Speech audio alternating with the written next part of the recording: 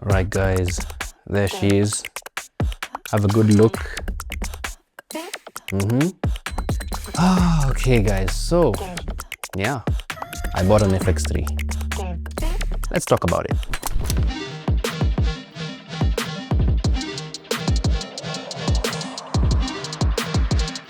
So basically in this video, I'm going to be explaining why I actually purchased an FX3, and especially against other cameras when I talk about pretty much all the other offerings at around this price range. So first of all, why did I buy a second camera when I still have a perfectly good A7 IV? And this thing shoots great 4K video, shoots 4K 60, 1080p 120. So, you know, it's pretty good. So why did I buy a whole different camera? Well, first of all, I really wanted something that had like elevated video capabilities. I was really struggling with the limitations on the A7 IV, and I don't feel like I was able to shoot in all kinds of scenarios in the way I wanted to. And also, I just wanted something that had a bit more improved dynamic range. The dynamic range on the A7 IV is pretty good, but for me, I've come to notice quite a bit, at least straight out of camera, that the shadows are a bit crunched and a bit dark on the A7 IV. And I have prior experience with the FX3, so I just have that experience seeing a wider dynamic range at work.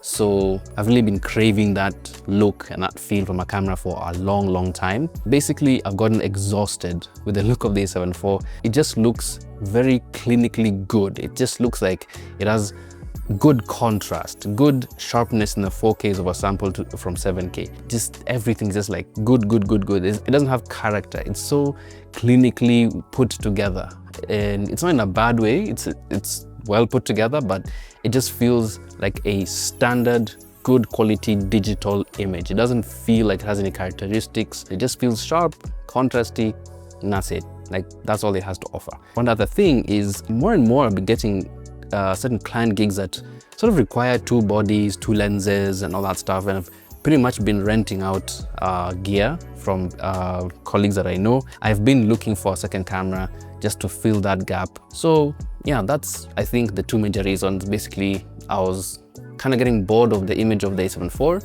and bored is an over exaggeration of like the feeling. It's more so just like I had really seen like kind of everything it had to offer. And two is I really needed a second camera just to do my client work and all that stuff, just to have two perspectives. And so I just needed one more body, and I wanted it to be something that was a step above the A7 IV as well. So now let's get into why I didn't choose all these other cameras that have been released in the past year or so. And because a lot of them are pretty much FX3 killers, as they like to call them, but they're kind of like a step above the FX3. So why didn't I invest in any of those? We're going to start with, I think the easiest ones to tackle are the Lumix S1 II and the Canon R6 Mark III, because for those two systems, the main reason I didn't look into getting them was the lack of lens support. Like, yes, like for instance, the Lumix S1R has a few third-party lens options like Sigma, but it's not like Sigma is cheap. They're just cheaper than native, but they're not actually like super cheap like Tamron and Viltrox. I shoot on a Tamron 28-75, and these lenses are super affordable, and they are very well reviewed, very sharp, good contrast, like very few limitations that kind of have them be bad lenses. They're not bad lenses at all. So the Lumix S1 II either has L-mount stuff or nothing else. There's no option to adapt E-mount. There's no option to adapt anything else. It's L-mount and L-mount only. Now, in that L-mount, you have Lumix glass itself, and then you have Sigma glass. And those two, Lumix is very expensive, the native glass is expensive. The Sigma glass is slightly cheaper, but still way more expensive than both Tamron and Viltrox. And then you go over to Canon. For the Canon, I was looking at either the R6 Mark III or the C50. Now, they have an even worse issue than Lumix because they don't even have Sigma third parties. The thing is, I love those cameras in terms of how spec'd they are. They have great photo features, they have great video features. In fact, like just some of the best, if not the best for 2026 is R6 Mark III or the C50. But the lens options are so bad. It's so annoying. You know, you have the whole RF lineup is pretty much the most expensive lenses you might find for like first party cameras. So unless like Canon just wakes up one day and says, hey, the RF mount, the full frame RF mount is open, yeah, I'm just not able to buy one of those things. Again, for me to get a Canon, I'd have to switch out my systems as well and get Canon glass.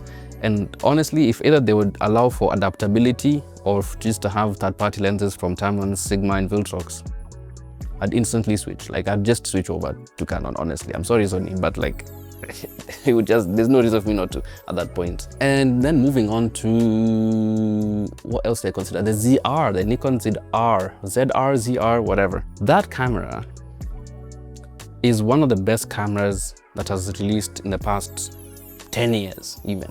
And it's crippled by one thing, and one thing only, in my opinion. And that's how bad the H.265 looks when you're shooting in log. It looks terrible.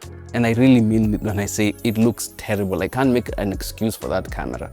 And people should not try an excuse and try and say, oh, it's not that bad. Look, I made a compilation of cinematic shots with it. It's terrible. It is bad. It is downright awful. You cannot use that for professional client work. I am sorry, it just won't happen. Whether it's brand work for Instagram, whether it's interviews for YouTube, doesn't matter. It's terrible. If at this point of like me buying this FX3, if at a certain point in time, if Nikon just came out and said, hey, here's a firmware update that fixes the H.265 quality and makes it on par with the Nikon Z6 Mark III, hey, I wouldn't even have bought this Sony. I would have just gone the ZR and called it a day. But they haven't released a firmware update. They might do so in January, they might not.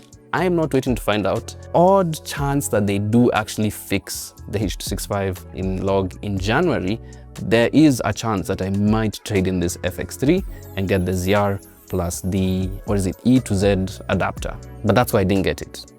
Just that, like literally just the H.265. It's not usable, and that makes it an impractical camera. Moving on swiftly to the last selection, and that would be the Sony A75. Why didn't I wait for the Sony A75? Why didn't I buy the Sony A75? Because I truly, honestly believe that it is one of the worst cameras to ever be released. Not in terms of it's gonna give you bad footage or bad photos, but in terms of it's easily one of the most expensive sub $3,000 cameras on the market right now, and it's the least capable of all the sub $3,000 cameras. I'm not even talking about open gate. There's so many other features that could have existed on that camera to make it excellent that it just doesn't have. And the fact that it's one of the most expensive of them makes it even worse. They could have said, you don't need open gate, you don't need RAW, you don't need this and that, and just priced it at like $2,600, and I would have been like, great, give me that one. But no, they said you don't need any of those things, and we're gonna make it more expensive than everyone else. What am I supposed to do? So yeah, that's pretty much it on why I didn't get those other cameras. But yeah, for me, the FX3, at least for now, is doing everything that I needed to do and wanted to do. No crops in any modes, which again, the A75, it doesn't even deal with that problem properly. But again, video for another day. So yeah, it doesn't have any compromises, and that's why I really like it. I know it's a bit behind on certain features like RAW and everything. So for me, the FX3, it just does what it's supposed to do. The H.264 and H.265 work perfectly. There's no cropping issues in terms of any frame rate saying, oh, 4K 60 crop, 4K 120 crop. Everything just works on this camera. So guys, if you enjoyed this video and have any questions about the camera or anything related to camera stuff, please comments down below. And guys, we'll catch you in the next one, whenever that is. And yeah, that's about it. See ya.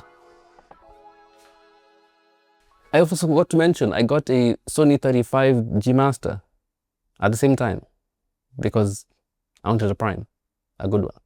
So yeah, bye. Only need it on like a few shoots here and there. You see, I'm filming a video.